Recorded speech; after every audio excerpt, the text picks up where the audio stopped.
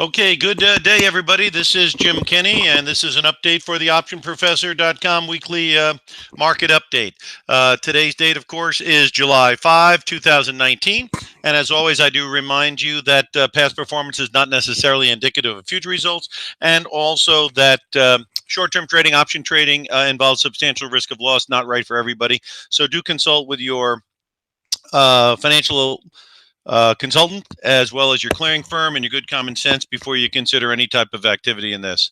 One other thing for people who are new to the broadcast, a quick update on myself. I'm Jim Kinney, graduate of Boston College. I've been in the investment area here for decades, and I've educated thousands upon thousands of people at hundreds upon hundreds of seminars throughout the nation on the uses and risks of options, including using options for limited risk speculation and also for cash flow purposes and also for hedging purposes. Now, I'm going to get right into things here this week because we've had a very big week. Today, we've had a very jarring event with regard to the jobs report. You know, we ran up very, very strong going into the holiday, counting on probably a 50-point cut by the Fed and maybe even some progress on the tariffs and the trade situation. And today they threw some cold water on it with a very big jobs report, up 224,000. They were expecting 165, and there were whisper numbers of 120. So this was a big surprise to the bond market, the gold market, and also the stock market. So basically, I'm going to put the S&P chart up. I'm going to give you an overview of what I've been thinking, and I'll continue to give that update to you. Let's get the S&P up there. Let me move the chart up so you can see it good. And there you go. There you go. Okay, so as you can see with the S&P, we're up at 29.90. The high has been 29.95, so it's only 5 points off the high. It did dip to 29.67, and there's support there on a short-term basis, so it's not a surprise that it bounced off of there. But a quick overview. When we were down in December, those of you who listened to the broadcast know that I did suggest that there's a possibility of going right back to the 200-day average after he used the word pause. Because, again, the big sell-off had to do with slowing economy, slowing world growth, and a Fed that's hiking. Well, we may still have those other things, but we don't have the Fed hiking, and that really was the thing that lit the fuse, right? Because the Fed really, got into the serious hiking talk right around October, and that caused a big sell-off. Okay, so then we go up to 2,700, 2,800, and it starts going higher. Right? You see it hit 2,800. At that point, it opens the door for 2,950, 2,950, 2,970, the former highs. We went up in that area. Then we came back down to 2,730. And then again, right back up to that neighborhood.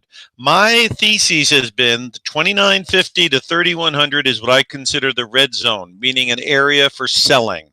And we're into that zone right now. So again, I believe between 2,950 and 3,100 is an area for selling. Now, what I would suggest is, or hedging or doing something to protect your equity. Now, what I would suggest is, if it gets under 2950 on the S&P, that would open the door that these recent highs may stand. So next week, I think, is a very important week. Do we take out the 3,000 area, which the futures have already done, or do we take out 2950?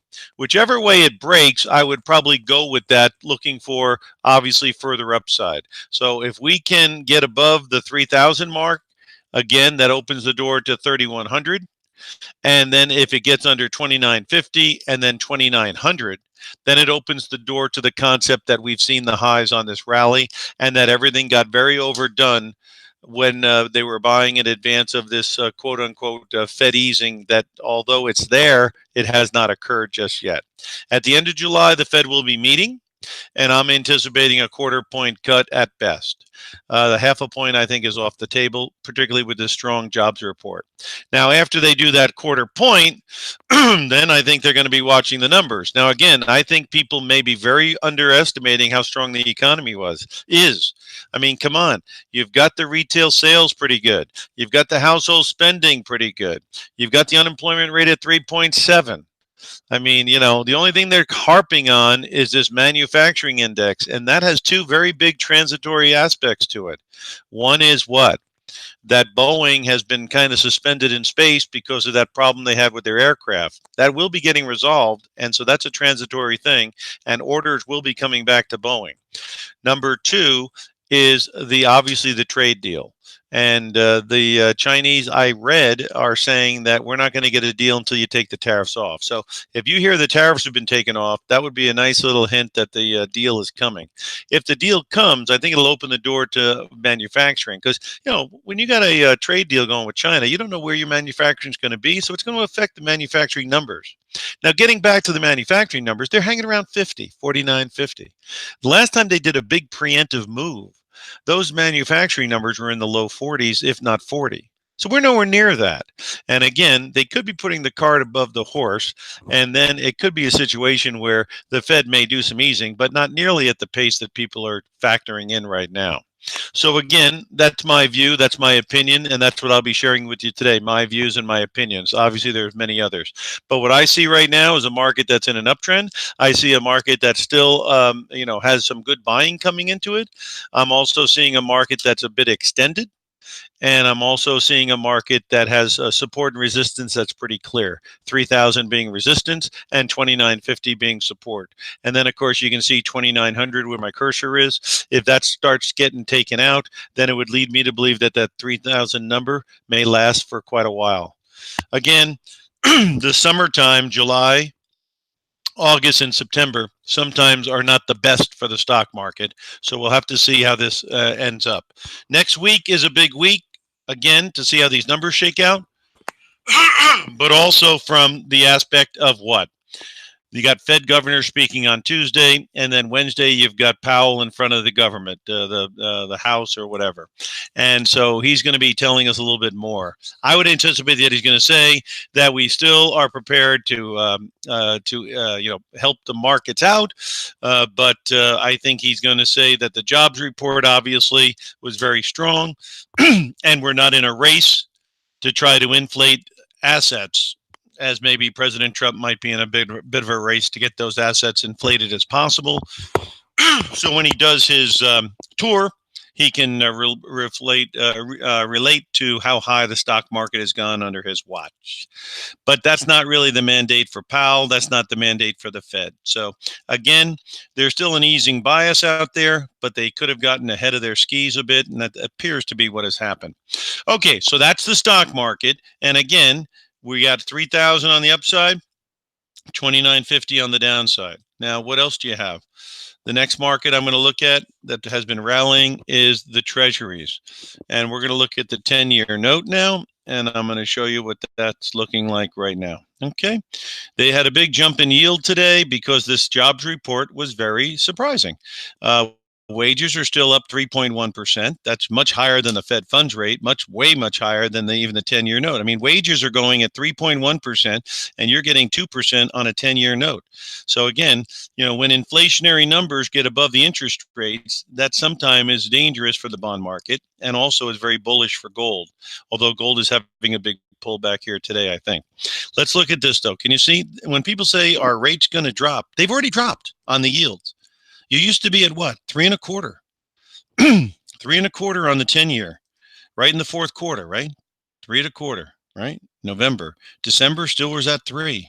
You're down here under 2 this week, 1.94. You see it right there, 1.94? It's already dropped 125 basis points. So them dropping a quarter of a point may actually cause this thing to rally back up to 225 or even 250, particularly if the numbers remain firm. Again, there's no drop in retail sales. There's actually increases. There's no sell-off in household spending. Unemployment rate is not bad, 3.7. And the underemployment rate is still at a 20-year low or something like that. So the bottom line is that I think people are and then the retailers are still doing pretty good, particularly the discounters. At any rate, again, that's a lot of people coming into a market. When these things drop, that means people are buying. So if this showed you inverse, right, and it showed you the prices going up and up and up and up and up, would you say it might be a little bit overdone down here? Because of that type of drop in yield, again, that's a rise in the treasury price, right? So obviously, a lot of people are long. Anybody who was short got wiped out. And so it's a pretty much of a frothy environment. And a frothy environment can lead to a little bit of a change of direction. So again, be careful if you're in the bond market because this week's lows on yield, that's the 10-year. Let's take a look at the 30-year. And on the 30-year, let's take a quick look and see what's going on. 30-year, okay. And the 30-year, I think, is around 255 today. Let's see what it looks like. Yep, 254, 255. Okay, it hit last week 245. This week, 245. So again, this is where the yields were, almost at 350. Here's where they are now, under 250. And that's a very big drop in yield. And that is a very big run up in the bond market. And if everybody's long now and something changes, like you saw today, you can get a 3% move in one day in the yields, right? A change in the yield of 3.11 today. Okay, so we could even be going to 275 on this rally. You don't know. But again, the downward trajectory of interest rates is still intact. Again, a lot of this is based on easing. A lot of this is based on a recession and a slowdown. A lot of it is being placed on, the yields in Europe. They've gone very, very negative. In fact, Germany came out with I think it was 7-year paper, and the minus 6.6%. So at least on our debt, you get some return. In Japan and in Germany, you pay to have the privilege of buying their debt, which is obviously ridiculous on about 9,000 levels.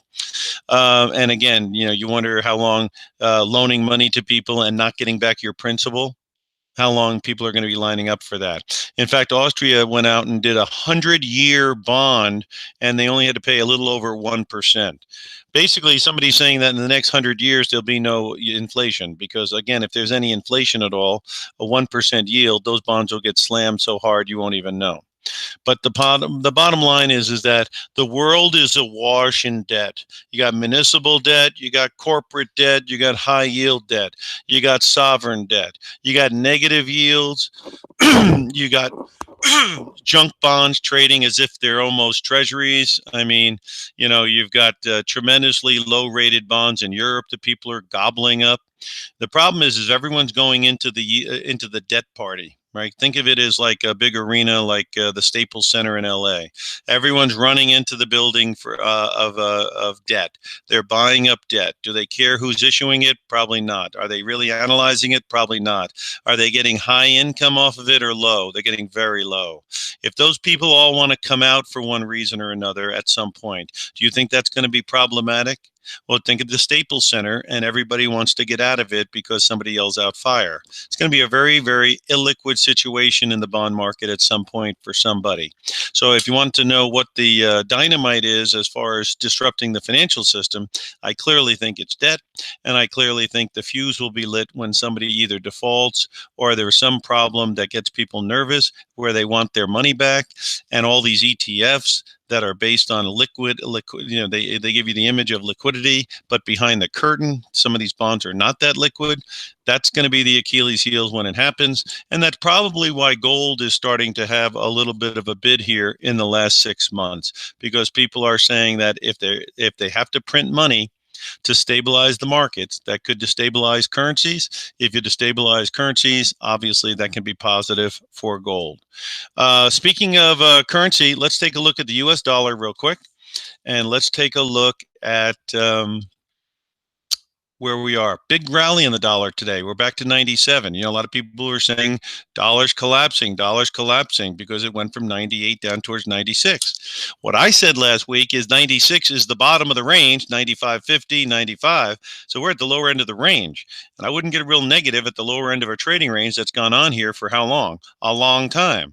So basically, what it's doing now, it's going back up, and it could have some problems right here above 97.5, and it could resume a downtrend because those are lower high, lower high, lower high, and now if we get a lower high and it turns down, it would add credence to the fact that the market on the dollar may resume its decline. But again, watch this number here. If it doesn't get taken out, and then we start taking out 96.50, 96, then the deterioration on the dollar scenario makes a lot more sense. Right now, if you shorted down here, they just got you shorting at the bottom of a trading range, and now you've got to pay them money. So again, that's why you got to be careful. If it is a down market, you want to sell strength, right? Goes up, sell strength. Goes up, sell strength. Goes up, potentially sell strength, as long as it doesn't take out this point and that point, right? Again, if you want to sell weakness, you want to sell after the rally has died. You see that high surrounded by lower highs. You see that high and that high surrounded by lower highs. That's when the rally seems to be petering. And so if you want to sell it after it rolls over a bit, you would use these points as stop points possibly, okay, in my opinion. All right. That is the interest rate situation. That is the situation on the S&P and the dollar. Now let's turn towards the price of gold. And gold has had a lot of people running into it, and now it's been bouncing around quite a bit. I brought to your attention last week, I believe, when we went up to 1450 area, the volume was enormous, and you'll see that right here. You see up, let me move it up again. Okay, the volume was enormous. You see it hitting 600,000 contracts, and see how that's very high. First of all, when volume goes like this, you got to ask yourself, who's on the other side of the trade? So when we go up to 1450 and the volume is on a blow off level here, who's selling when everyone is buying? Okay. Now, obviously, somebody's selling. Now, after that volume dries up, can you see it dried up right after that? You're going to get a pullback, which you did down to 1386. Then you have another rally up. But did the volume go as high as there? No, it hasn't. So now it's coming right back down again. Again, my feeling is that gold has made a turn, and it may be very good. But I think 1375 to 1325 is a better region if you can get it to see if it'll resume its rally. So keep an eye on the gold. You see that high there? You see that high there? Obviously 1350 would be an area that it might go down and try to test if it's going to continue to roll over. It is down 17 today. It was down to 1388. 1388 is almost where it dropped out, 1370. So there's some support down there. Okay. But again, if the rates spring back up because the economic numbers are stronger, and if the dollar obviously went back to 97, continues firm here, you could get some further deterioration because all these people above 1400 could be called Johnny come latelys. Where were they buying down here? Where were they buying down here? They ended up buying up there. Maybe they were getting blown out of their shorts. Maybe they were just getting greedy. Whatever they got, they're not doing so good here today. Again, longer term, if they're going to print tons of money to keep this thing going in Europe, Japan, China, and the US, that's going to put paper money at risk. And also, if we're going to try to get that inflation going, they always say, don't fight the Fed. Well, Fed is dead set on trying to get that inflation going. So if they get it going, they'll probably get it going further than they want. In other words, they want 2%, maybe they get 6%, maybe they get 4%, right? But again, if they're dead set on getting that inflation up, again, with interest rates being very low, I was there in 1980 when interest rates were at when inflation was at 10% and interest rate was at 5. Well, once interest rates got to 10 and we were at 5 on yields had to go up to 16% on the long bond to get the inflation back down. I'm not saying that's going to happen again, but if you want to know what could be very disruptive to the economic system, it would be inflation jumping now, because there's not one person in the world who thinks there's any inflation, and there's not one person in the world who seems like what? Inflation's coming back. Well, I've been around long enough to know that when there's that unanimity of opinion, you probably want to start looking at the other side of the bet. So again, the gold, big breakout here, pull back. Is it going to get further pullback? Well, there's some support 1350. It could.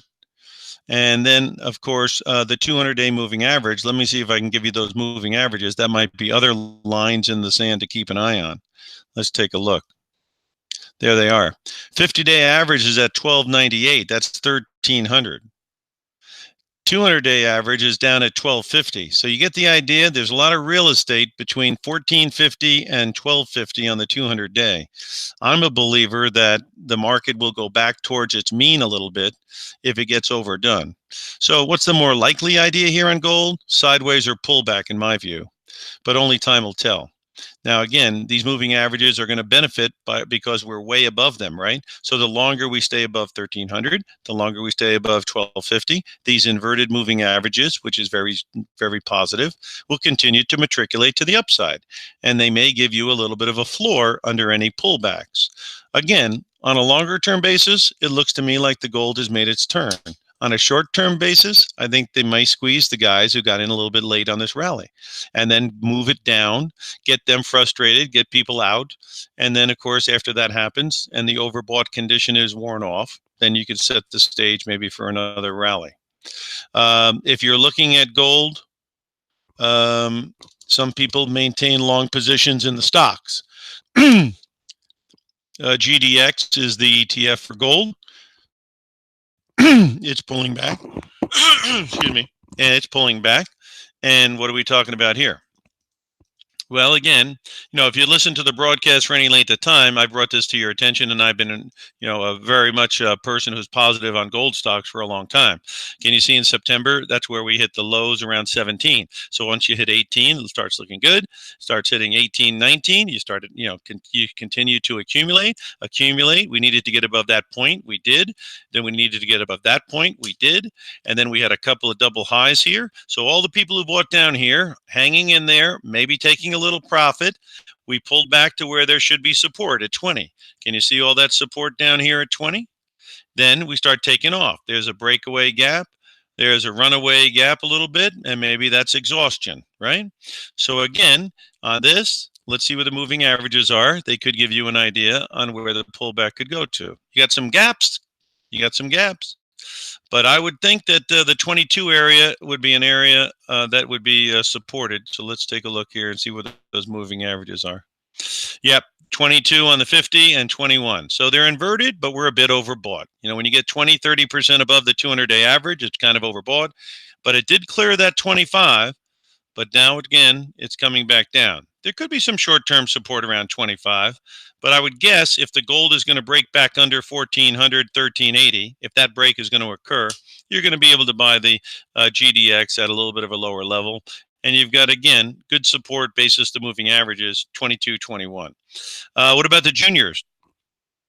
These are smaller cap ones where they can go a little bit faster, both up and down. And they had a big rally as well. And there you go. Big volume. See, you get a big volume, and sometimes when you get big volume, it dries up, and now it's pulling back. You got your gaps down here. Should have some pretty good support around 32. And then, of course, at about 30.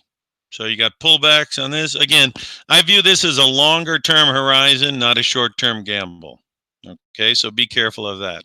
One other market that people sometimes are looking at regarding the China deal is soybeans. Let's take a look at the soybean chart and see if we can give you a little hint on that. This is one that I'm watching myself, as all of these. 893 and 15. That didn't like the idea that we saw either, and it probably didn't like the idea that I read that China wants the tariffs taken off before they really strike any kind of a deal. So that was something that I don't know if it was accurate or not. I did read it. See if you guys can confirm that over the weekend.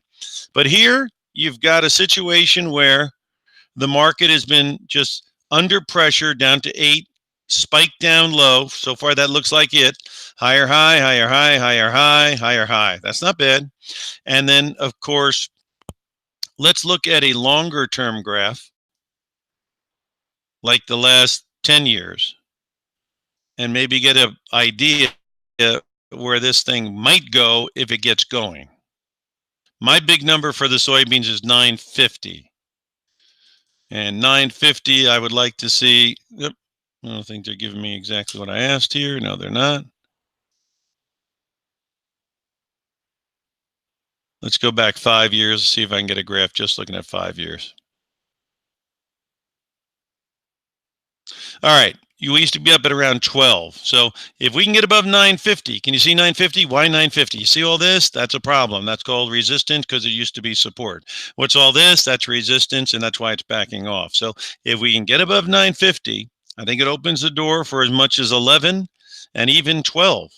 So there could be a big opportunity here if we can close above 950, and of course, if it comes with some kind of a trade deal. Supposedly, they agreed that they're going to buy a bunch of soybeans. Again, China never came out and really said that, so it could be a one-sided agreement, which is no agreement at all. But again, I would keep an eye on it because, as you can see over the last 5 years, this is a low area. And some people are thinking that in the fall or, going into the end of the year, there could be a little bit more of a tighter supply for this stuff. So keep an eye on it. I'm certainly keeping an eye on it. There could be an opportunity there. And then there is an ETF for that.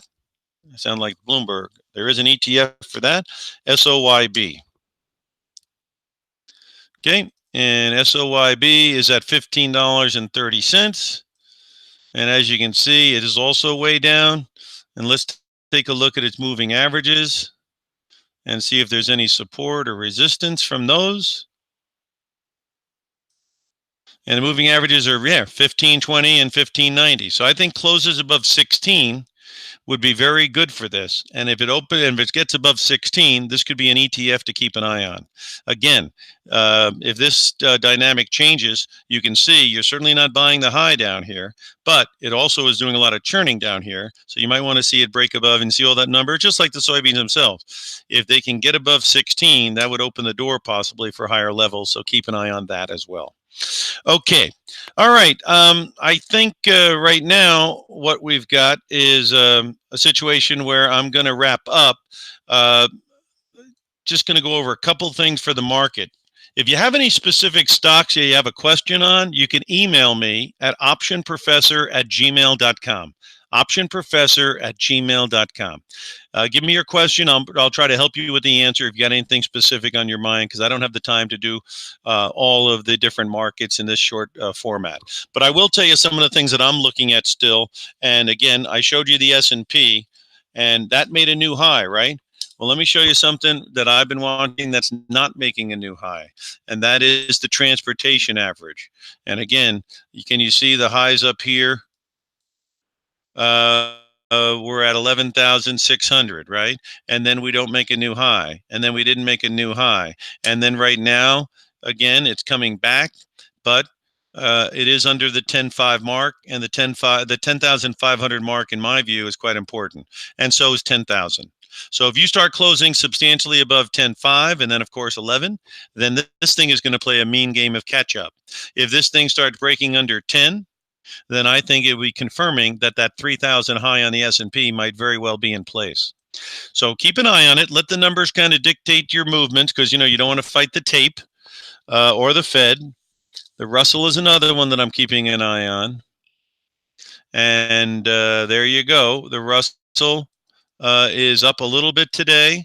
But again, highs were way up at 1750 area. We're what? Almost 200 points underneath. Tried to make a high above 16, couldn't do it. Tried to make a high above 16, couldn't do it. Right now, it looks like it might try to do it. A close above 16, okay, I think would open the door for further rally, and again, would start confirming these highs you've got on the S&P. But right now, it's not doing that. And clearly, if you break under 1,500, just like if you break under 10,000 on the transports, then I'd be very much interested in hedging strategies on the profits that I had in my stocks, which would be what? Covered call writing, which would be what? Collars, where you combine covered call writing and put buying. And what? Married puts. Take a little bit of that money you made, buy a couple of insurance puts, whatever. Or just reduce your position and replace it with what? Long-term calls. In other words, if you got 30 points good on a stock or 50 points good on a stock and you get out and you have a replacement call in there that goes out 6 months or a year that costs you $5, well, let's put it this way. If it keeps going, you've got a call in there to hedge at that price minus the premium. And if it goes in the tank, all you'll lose is the call premium, where all that other dough is in the sideline. Okay? So there's a lot of different things to do at certain different times. If you want to know how the strategies work more, if you have any specific questions, again, shoot me an email, OptionProfessor OPTION professor at gmail.com. And again, if you have friends and associates who have questions, have them email me. Or if you'd like to let them know about this broadcast, have them go to OptionProfessor.com and get the link. Okay, we had a great 4th of July holiday. I hope you guys did the same. And this is a quick out on Friday. I'll be back with you next week. A lot of stuff going on next week, and we'll have to see what's going to happen. 3,000 on the S&P or 2950, which one of they might go for. We'll see next week. I'll be here with you. Jim Kenny signing out. Until next week, good luck and good trading, and have a great weekend.